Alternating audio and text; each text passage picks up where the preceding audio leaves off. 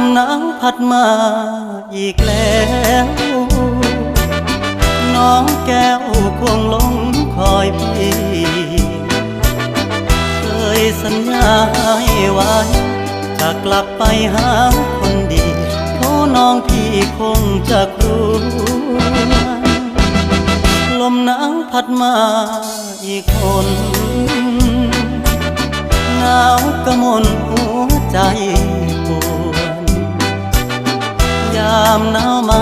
ห่างน้องเจ้าคงมองและรำครวญลมหนาวจะหวนกลับไปฟ้าเอ่ยโปรดเห็นฟ้าโปรดเป็นพยานให้ความรักยังไม่คลอนนิรันดรห่วงดวงใจจากเจ้าไกลเพราะจน